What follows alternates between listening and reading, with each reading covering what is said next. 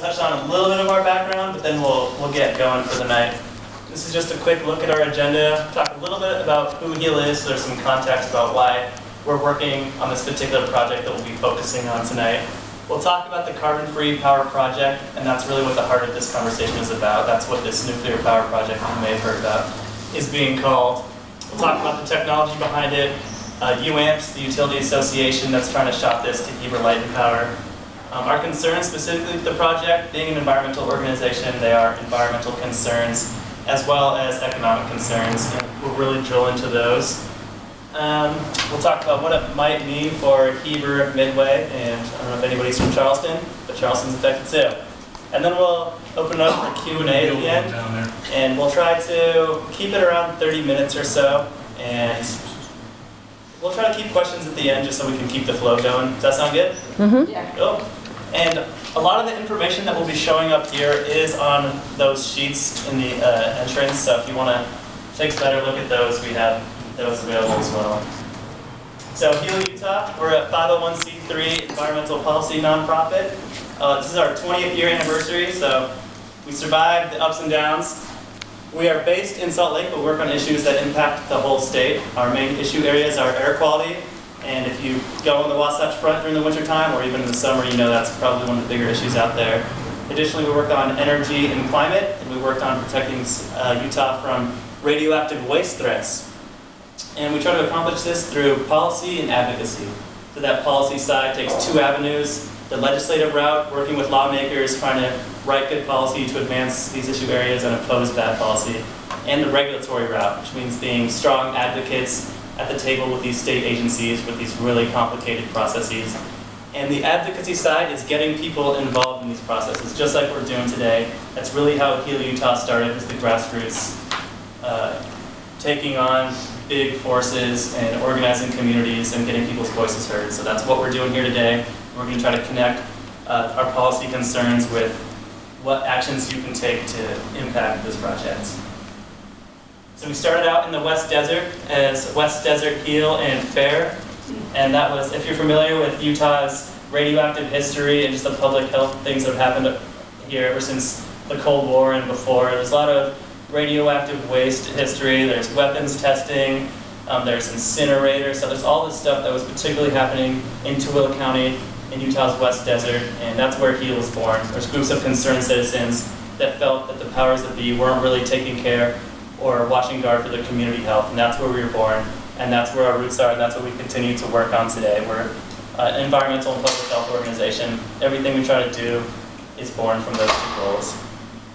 So we'll talk about the carbon-free power plant in more detail.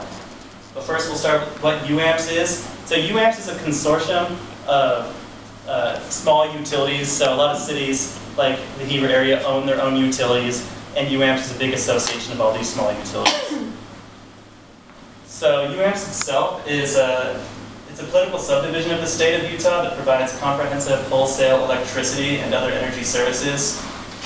And as an association, they've approached a lot of their member organizations, including Heber Power and Light, about entering into agreement with them and NuScale. And NuScale is the company that would actually construct these small modular nuclear reactors, which we'll talk about in more detail in a little bit.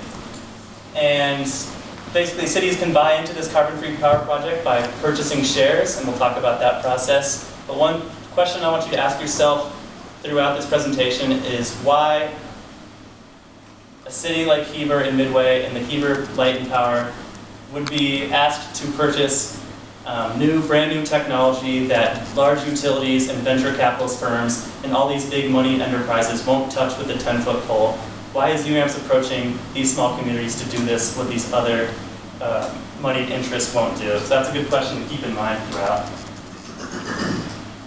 So, the carbon-free power project, the idea is to build 12 what are called small modular nuclear reactors at the Idaho National Lab in southern Idaho. And each of these small reactors would produce between 50 and 70 megawatts of power. And together that's between 600 and 780. That's about the size of a small to medium regular nuclear power plant. And you can take a look at the UAMPS community members currently enrolled in this project. You see Heber City Light, Heber City Light and Power. But look at the neighboring communities. There's Oak City, there's Hiram, there's Monroe. These are all really small towns that don't necessarily have the resources to be gambling on big projects. So the process by which Heber Light and Power would enter this. So UAMP's a NuScale. They've been shopping to members for the last couple of years, like I mentioned. All this has to do is go through the city council. So there's 3 phases to this, and what the city council does is about once a year they will vote on entering a new phase. The first 2 phases are non-binding. It's really accounting. They set money aside, and if they vote yes on the 3rd phase, there's no going back. So after the first 2 phases, there's what are called off-ramps. If the Heber Light and Power Board says yes the first round, which they have, they still have the option to say, you know what, these numbers aren't adding up, we don't like this, we're going to back out, and it's no harm, no foul. But after the 3rd time they vote yes, they sign a power purchase agreement, and the life of that agreement is 40 years. And 40 years is a really long time for a power purchase agreement, just because the nature of energy technology and pricing really changes a lot, so that's a really long contract. Here's what a small modular nuclear reactor looks like. It's just, the technology is just a scaled down version of existing nuclear designs. So NuScale, the company that will be constructing these, talks about it as if it's a new technology, but it's really just old repackaged technology. Something that is different is self-cooling technology, and the idea behind that is that would lower the risk of an on-site meltdown, but that is theoretical at this point. These aren't operational anywhere in the world. So same traditional technology, a lot of the same downsides, both environmental and economic. And this facility at Idaho National Lab would be, in theory, the first fully functioning power-providing small modular nuclear reactor project in the world. So although carbon-free that title has lured a lot of people in, climate change is huge, we need to divest from carbon as quickly as possible. They're really latching onto that, and they know that that's grabbing a lot of people who are interested in divesting from carbon, but we don't think this is the particular route, and we'll talk about why. But generally, SMNRs, that's going to be the shorthand for the small modular nuclear reactor. They create the same amount of waste per kilowatt hour as a traditional nuclear power plant. They're a huge water hog, and these would be placed on top of the Snake River aquifer. So while that's not an immediate Utah water concern, that does have impacts for everybody downstream. So according to UAMP's own website, if each of these was operating at 100% capacity, which to be fair, they never would, that's 740 gallons per megawatt hour. That's up to 530,000 gallons of water per hour if they're all moving at that pace. That's 18,000 acre-feet of water per year from that aquifer that's already facing its own problems from pollution, things like that.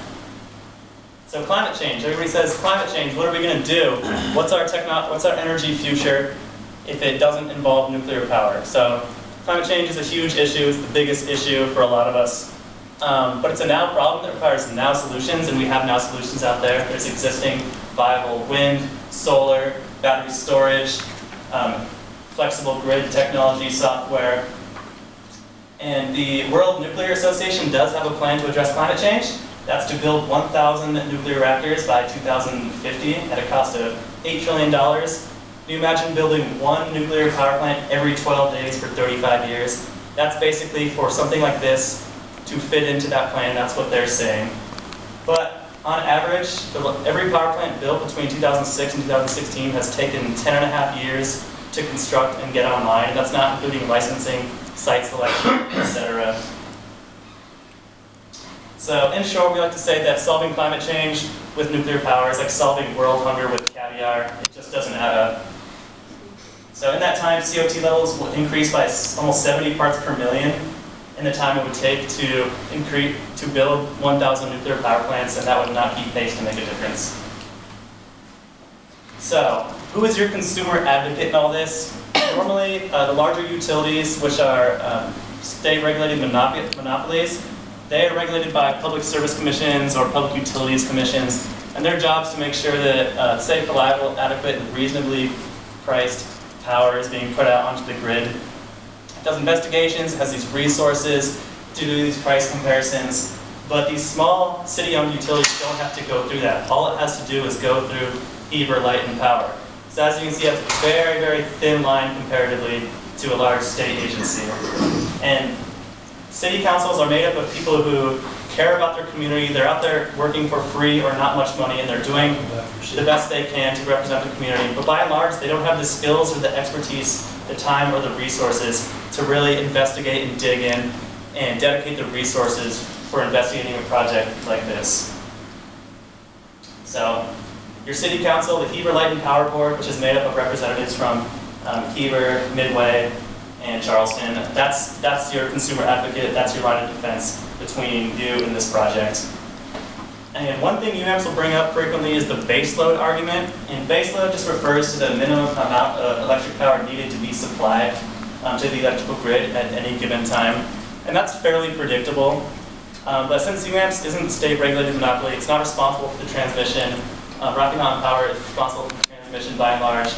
And what UAMPS is responsible for its member communities is the accounting side, whereas the larger utility is responsible for the actual physics of the power being transmitted. So it's really a moot point that they're using is because it distracts from the cost issue, which is what we're going to drill into pretty soon. So we'll go through the economic history just briefly of nuclear power plants, things that have been built since the 80s and onwards, to just create a bigger picture of what we're working with. You probably heard the term nuclear renaissance at some point in your life, and nuclear being recast, taking advantage of people's generally short memories as this great technology with no downsides. But the reality is that more than half of all the plants ever announced in the US, including those with Nuclear Regulatory Commission licenses, which are not easy to get, and those with hundreds of millions of dollars or billions of dollars invested in constructing them, half of them have never supplied a single kilowatt of energy. And there are lots of communities that we'll talk about that are paying for these projects even though they've never received any power from them. So there's really no greenhouse gases that have been avoided by constructing these plants. Gigatons of greenhouse gas have continued to increase at such a rate that the construction of these hasn't kept up or offset any of them. So just a couple quick case studies. There's the Vogel plant in Jacksonville. They got their permits submitted, construction began. They're $15 billion over budget, 5 years behind schedule. And because those contracts were signed, the ratepayers are on the hook for that. There weren't proper protections for them, and so that's going to be put on the ratepayers. And here's just an overview of a couple other. There's cancellations after constructions began. You see the Virgil Sumner. There's $6,000 per month for the ratepayers over 40 years, so $13 per month added onto these people's power bill for a project that never took off. And one of our concerns with the carbon-free power project power purchase agreement language is that the language is vague enough that we're concerned there aren't proper protections in place for consumers. So if something like this were to happen, it's possible that UAMPS comes back to Heber Light Power and says, hey, we're not on pace, we've spent some more money, but we've already invested all this money. We just need to raise rates a little bit so we can keep going with this. And then there's not a whole lot of options for Heber Light Power but to continue. And in these other instances, these projects have never been built, people are still paying for it. So we'll just go through these slides fairly quickly. Here's another one about this project leading to Westinghouse's bankruptcy declaration. Canceled mid-construction.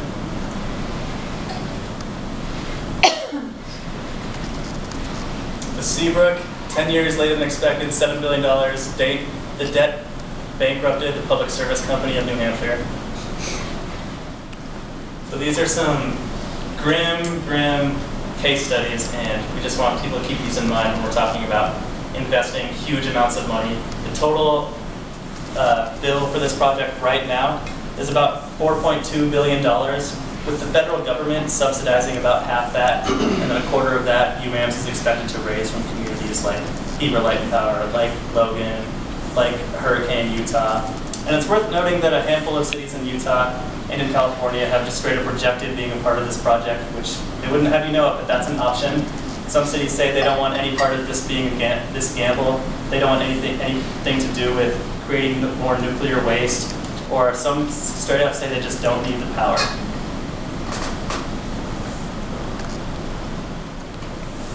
So I will pass it off to Mike, who will drill into some of the economic points that we're going to get into and that really are creating the basis for our argument for why these communities should do the fiscally responsible thing and at least take a harder look at this.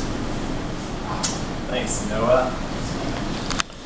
All right. Thanks again for coming out tonight and listening to our presentation. I'm Michael Shea. I'm HEAL's Senior Policy Associate.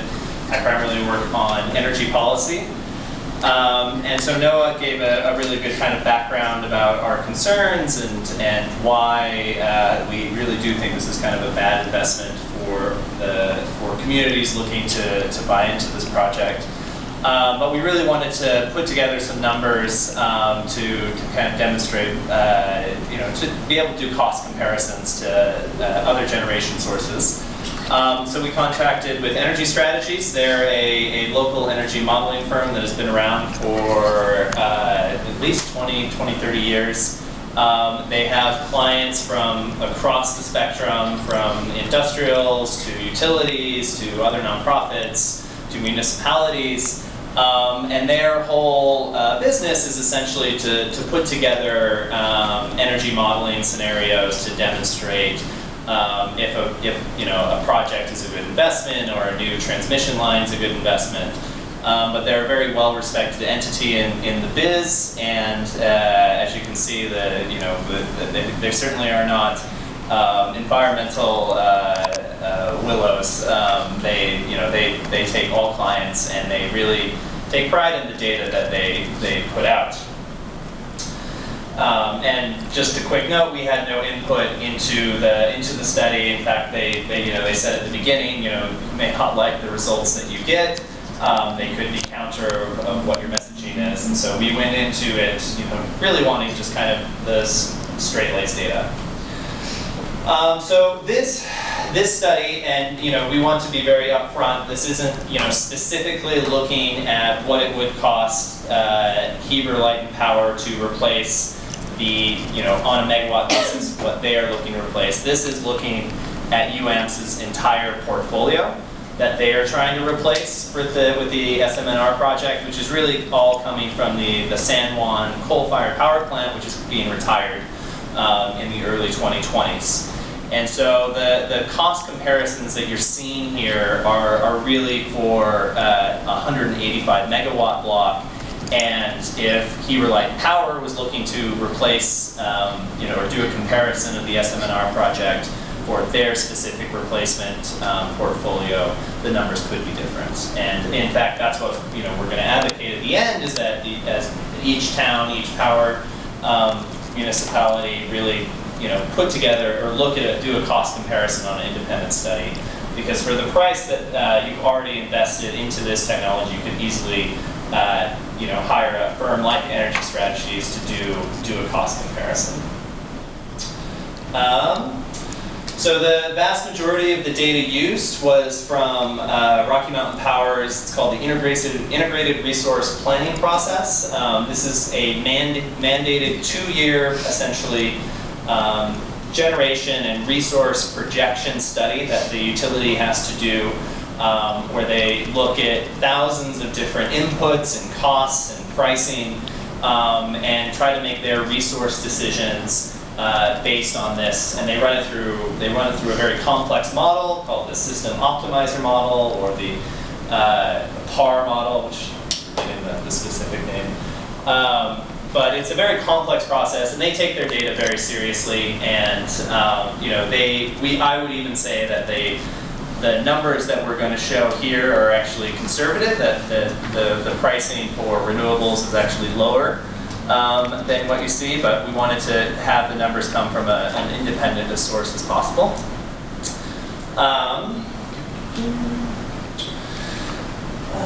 So this just gets kind of in, quick energy 101. The capacity is the maximum output of the amount of generation. Energy is the amount of power produced. levelized cost of energy is just kind of a easily comparable way to look at different cost of energy. And I will put in one final caveat to try to be as fair to Heber Light Power as possible. We don't know their system. Energy is incredibly complex, and being able to say that we have, we got these numbers and you can immediately plug it into Heber Light Power system is not a fair thing to say. Again, what we're asking is that these numbers really should raise some concerns about the price of the project, and we recommend that the utility kind of look into alternative generation sources, but also put together kind of an independent study looking at cost alternatives.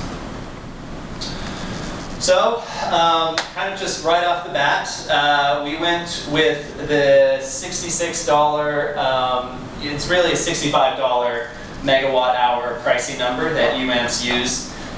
They also use the $55 number, but we really do think that the price will be more along 65, if that. And so as you can see, just looking at baseline energy pricing from different generation portfolios, it's on average about 40% less to look at alternatives, whether that be natural gas or wind, solar, combination of wind, solar, battery storage, market purchases. Really, anything available publicly on the market right now is much cheaper than $65 a megawatt hour. It is a great time in America for energy because it is just so cheap. Combination of the fracking revolution with natural gas and then the renewable energy revolution has just really led to rock bottom energy prices, and the markets really flushed that out. And so trying to introduce kind of an untested new technology, especially signing a 40-year power purchase agreement, should be of a pretty big concern. And so we did want to kind of be fair, so we did what's called a cost sensitivity, or I should say Energy Strategies did a cost sensitivity to kind of look at the lowest price that we have seen put out by UAMPS, which is the $45 a megawatt hour number. And then we also wanted to look at the high end, and I should mention that the high end comes from Rocky Mountain Power's IRP process. That is the $90 a megawatt hour is the price that they think that this project will end up costing. But you can see that even at the $45 megawatt hour number, it's still cheaper on the margins to go with alternative generation sources. And so again, it really, and I should say that I haven't seen UAMPS use that $45 number in a while. Now it seems to be a $55 number. They did send out a response to our study to the power boards around the state, where they sort of countered a few different points. And I thought it was pretty telling that when they did come to the cost, they only had 2 sentences that said, the $55 a megawatt hour number is cost competitive to natural gas. And that was the only thing they had in terms of costs. And so I think it is really telling that you're seeing the numbers. It was 45 a couple years ago. It seems to have gone up to 55. I would almost guarantee that it will hit 65 sooner rather than later. And then we also wanted to kind of, look into the future, look at cost projections for, especially renewables, because again, we are kind of in this revolution.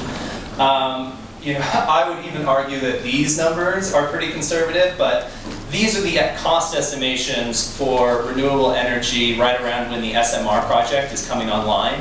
You're looking at $30 a megawatt hour. I mean, that's 3 cents a kilowatt hour, which is just, I mean, so cheap. And especially with, you're now seeing almost all new renewable projects are being built with the inclusion of battery storage, which really does solve a lot of the intermittency issues. It doesn't solve it completely, which is why we do say you can still have a natural gas option for peaker plants, but of course the carbon emissions would be, so drastically low that even with a peaker plant, but if you have 80 to 90% renewable penetration, you're looking at a rounding error in terms of carbon emissions. And so to kind of look at this over the 40-year lifetime of the project that you're being asked to sign up for, you're looking at hundreds of millions of dollars in extra electricity costs. Again, this isn't Heber Light Power would see hundreds of millions, but this is across all the towns of UAMPS. But that's a significant chunk of money, and it's a significant chunk of money that you're going to be locked into. And so by going with the SMR project at a $65 a megawatt hour price number, you are looking at $259 million compared to natural gas, 355, combination of wind and solar. You get the idea. I mean, it's a ton of money. And again, this isn't, people's power bills aren't going to go up yearly by, hundreds of dollars. But like we saw with the other nuclear plant, even a $13 a year increase over a decade, 2 decades is a significant amount of money, especially for low-income families where every dollar counts. So the kind of conclusion that we're saying is you don't have to pull out right now. Like we get it, we are just some environmental group from Salt Lake giving you a presentation. But what we are saying is put your foot on the brakes. There is no need, there is no hurry for Heber Light Power to jump headfirst into this project. You really can wait to see how it plays out. I think the biggest telltale sign is that in order to hit that pricing number, UAMPS has to sell an additional 500 megawatts of the project. If you remember at the beginning of the presentation, UAMPS is purchasing anywhere between, we've seen different numbers, but anywhere between 150 to 200 megawatts. The federal government is paying for another 2 plants, or another 2 reactors, but the rest has yet to be sold. And I've heard that Doug Hunter, who's the president of UAMPS, has been crisscrossing the country trying to find buyers for this technology, and has yet to be successful. And the reason for that is because it's just expensive power. Big utilities like PacifiCorp or PG&E or Nevada Energy, Xcel Energy in Colorado, who have, again, these very rigorous, they're called least cost, least risk planning scenarios, meaning basically what is the least cost and least risk option if we make capital purchases. They are not interested in this because it is expensive. It wouldn't meet that criteria. And so I think a big question there, why are smaller municipal utilities being asked to take the risk, to roll the dice? It could. I mean, everything UAMPS says could end up happening, in which case that's great. But I think if it doesn't happen, and we highly anticipate it won't, that costs will continue to increase and the project will continue to be delayed, then you are on the hook, and it will end up costing ratepayers money. And so what we're asking is that either UAMPS itself or individual municipalities within UAMPS put a hold on investing any more money in the project, hire an independent consultant to do some energy analysis, some energy modeling, look at alternative generation options, and make a decision from there.